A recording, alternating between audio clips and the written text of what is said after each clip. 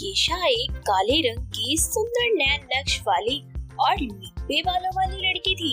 लोग हमेशा ही केशा के काले रंग का मजाक बनाया करते थे और बहुत सारे लोग उसके लंबे बालों की खूब तारीफ किया करते थे और साथ ही उससे जला भी करते थे।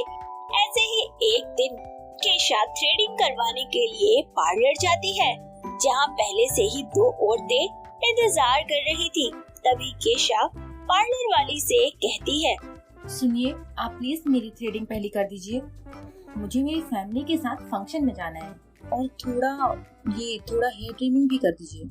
केशा की बातें सुनकर उन दोनों औरत का बुरा सा मुंह बन जाता है और वो केशा को घूरने लगती है और एक औरत केशा को ताने देते हुए कहती है, क्यों रे लंबे बालों वाली काली लड़की, हम दोनों के माथे पर तुझे कुछ लिखा नजर आता है क्या, जो हम पहले से यहाँ इंतजार कर रहे हैं? अरे तू इतनी काली है, थ्रेडिंग हो या ना हो, तेरे काले रंग में बाल कहीं दिखेंगे भी नहीं। भगवान, इस काली को इतने बाल देने की क्या जरूरत थी, थोड़े थोड़े हमें ही दे देता। इसे देखकर तो बालों का सत्यानाश ही कर दिया। उन औरतों की बातें सुनकर केशा को बहुत बुरा लगता है, पर बेचारी बिना कुछ कहे पार्लर से घर वापस आ जाती है, जहाँ उसकी माँ ममता गुस्से से बोलती है, अरे कहाँ चली गई थी, पता नहीं है जाना है। वो माँ में पार्लर। अरे तू वहाँ क्या कर रही थी? तवे को मिट्टी लगाने से तवा गोरा नहीं हो जाता, समझी? पार्लर जैसी जगह तेरे लिए नहीं बनी है, जा जाकर तैयार हो जा। आई बड़ी पार्लर वाली। केशा की आंखों में आंसू आ जाते हैं और वह अपने कमरे में चली जाती है। ऐसे ही एक दिन केशा अपनी सहेली के साथ इंडिया गेट घूम रही होती है। मौसम बहुत ही सुहावना था। केशा अपने लंबे बालों को खोलकर फोटो क्लिक करवाने के लिए पोज करती है। तभी वहाँ अनूप नाम का एक लड़का हाथों में कैमरा लिए हुए बोलता है, हे ब्यूटीफुल, रुको, पोज सही नहीं आया, एक बार फिर से पोज करो और हाँ, स्माइल करो अच्छे से, फोटो अच्छी आएगी। मजाक कर रहे हैं? मैं और ब्यूटीफुल? जी हाँ जी, आप हैं ब्यूटीफुल, और जो आपके ये लंबे बाल है ना, वो तो बहुत ज्यादा ब्यूटीफुल हैं। ऐसे ही एक दिन केशा एक रेस्टोरेंट में बैठी कुछ खा रही होती है, जहाँ उसकी मुलाकात फिर से अनूप से हो जाती है और इस बार दोनों में दोस्ती हो जाती है। साथ ही दोस्ती में नंबर भी एक्सचेंज हो जाते हैं। वक्त गुजरता जाता है, दोनों एक दूसरे से प्यार करने लगते हैं। कुछ वक्त बाद अनूप अपनी माँ के खिलाफ जाकर केशा से शादी कर लेता है। ऐसे ही एक दिन केशा अपने बालों में तेल लगा रही होती है, तभी उसकी सास कहती है, अरे तू क्या रोज रोज अपने लंबे बालों में तेल लगाने लग जाती है? तेल मुफ्त का आ रहा है क्या? अरे माँ जी, गर्मी है ना तो पसीना बहुत आता है और धोने से पहले मैं हमेशा तेल लगाती हूँ बालों में, बाल अच्छे रहते हैं। हाँ, क्यों नहीं? घर का सारा तेल तो अपने बालों को पिला दिया कर। खाली का लूटी बैंगन लूटी, कौन देखेगा तुझे? माँ जी, आप ऐसा क्यों कह रही हैं? मेरा रंग ही तो काला है, मैं हर तरह से तो गुणवान ही हूँ ना। अरे गुणवत्ता का पाठ तुम मुझे मत पढ़ा, आई बड़ी गुणवान। अरे तेरे जैसी को तो मैं अपने घर की नौकरानी न रखूं, तुझे तो फिर भी मैंने बहू बना लिया। मन तो करता है तेरे इन्हीं काले लंबे बालों से तेरे को फांसी लगा दूं। इतना कहकर सुशीला वहाँ से चली जाती है, लेकिन केशा को अपनी सास की कही बातें बहुत बुरी लगती है।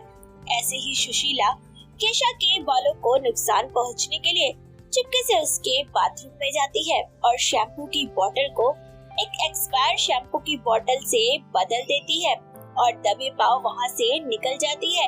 केशा बिना ध्यान दिए लगातार काफी दिनों तक एक्सपायर शैम्पू से ही अपने बालों को वॉश करती रहती है, जिसकी वजह से उसके बाल झड़ना शुरू हो जाते हैं।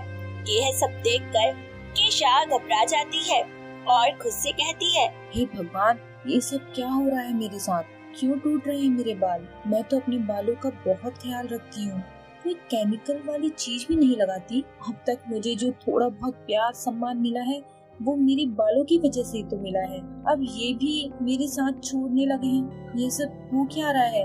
इतना ज्यादा हेयर फॉल कैसे हो सकता है? इतना कहकर केशा बाथरूम में जाती है और अचानक ही उसकी नजर शैम्पू की बोतल पर जाती है और जैसे ही वह उस पर लिखी डेट पढ़ती है तो उसे समझते देर नहीं लगती कि हो ना हो ये सब कुछ उसकी सासू माँ का किया धरा है।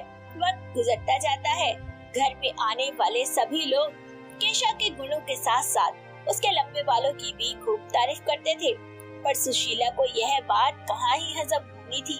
ऐसे ही एक दिन केशा अपने बालों में लगाने के लिए मेहंदी का घोल तैयार करती है और सुशीला चुपके से उस मेहंदी के घोल में ट्रांसपेरेंट फेविकोल मिला देती है और वहाँ से चली जाती है।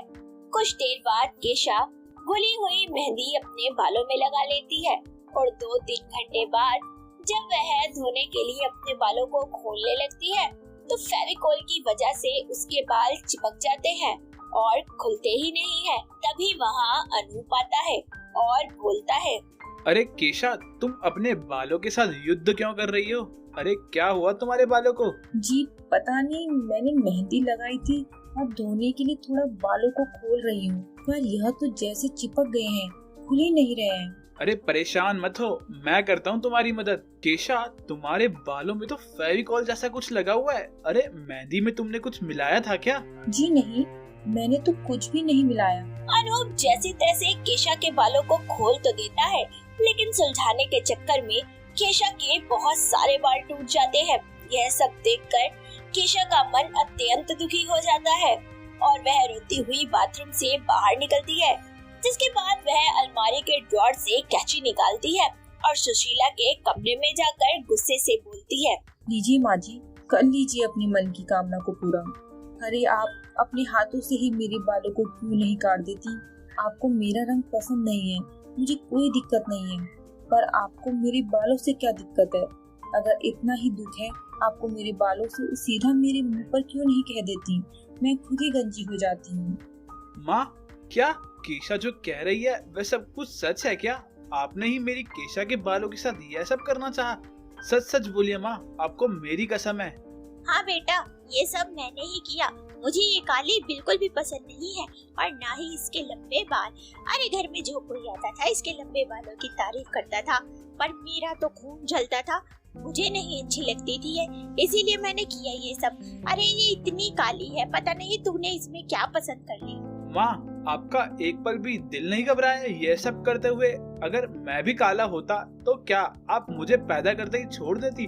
और कभी मेरे सर पर बाल नहीं आते तो मैं गंजा ही रह जाता, तो भी क्या आप मुझे प्यार नहीं करती? माँ, आप ही ने तो सिखाया है ना कि हर इंसान एक बराबर नहीं होता, फिर आप अपनी ही सिखाई हुई सीख को कैसे भूल गई? माँ, केशा एक बहुत अच्छी लड़की है, वह मुझे बहुत प्यार करती है और आपको भी, और अगर आप उससे नहीं अपना सकती तो मैं आज के आज केशा को लेकर यहाँ से चला जाता हूँ। अनूप की बातें सुनकर सुशीला को अपनी गलती का एहसास होता है और वह केशा से अपने किए की माफी मांगती है। साथ ही वह पूरे दिल से केशा को अपनी बहू के रूप में अपना लेती है।